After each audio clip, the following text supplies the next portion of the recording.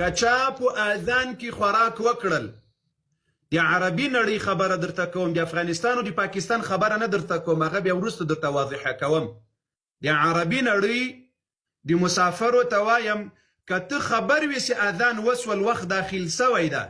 بیا دې په اذان کې خوراک وکړل، 8 روزې کفاره، 1 روزه قضایي، 8 روزې به دې په بدل کې راوړي. الله اکبر. یو بل که څوک ناخبره وي په دې حکم باندې په اذان کې خوراک وکړل، دا به بیا د که د ټولې روزې کې داسې کار کړ. دغه یو مسله ده د قاري صاحب محترم چې ملګري بار بار رالیږي او دا وایي چې یو سړی کله نړۍ په خوله کې هم ده چې اذان وشو ده دا وخوړه په ده باندې 2 میاشتې یا دغه شانې 8 روزې کفاره راځي. حالان کې دا خبره د صحیح احادیثو خلاف ده او بیا پکې دا خبره کوي چې زمونږ د ملک خبره جدا یا د پاکستان یا افغانستان او دلته د سعودي خبره جدا نه، ټول اسلام د ټول یو دی. نبی صلی الله علیه وسلم فرمایي، امام ابو داود یو حدیث راوړی 2350 نمبر حدیث دی چې یو سړی دی په لاس کې ورسره لوښی ورسره خوراک یې خولې ته اچولی دی، نو که اذان واوریم دغه خپل خوراک دغه دې وکړي، دا کوم چې د سره په خوله کې دی د هغې نه بعد دې خوله بنده کړي. عن ابي هريره رضي الله تعالى عنه، ابو هريره فرمایي قال دا وی قال رسول الله صلی الله علیه وسلم، نبی صلی الله علیه وسلم فرمایلی اذا سمع احدكم النداء، کله چې په تاسو کې یو کس اذان واوري،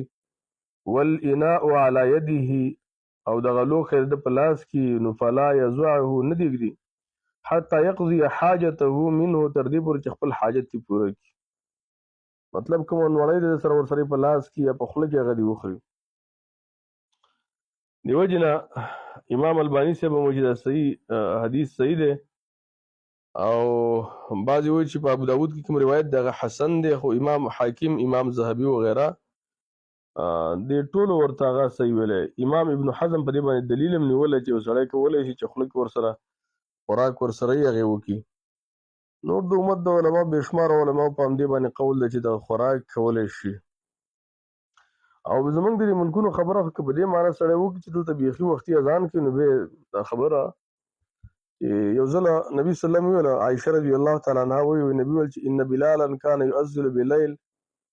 بلال چې دا ډېر په شپه کې اذان کوي، په تیاره کې اذان کوي. نبي صلی الله علیه وسلم ویل کلوا واشربوا حتی یؤذن ابن مکتوم ام مکتومه،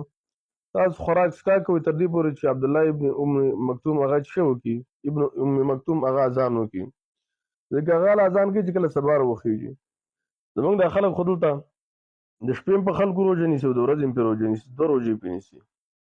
نو د وجې نه مؤمنان مسلمانان هر هغه خبره مني چې کوم په قرآن په صحیح حدیث کې ثابت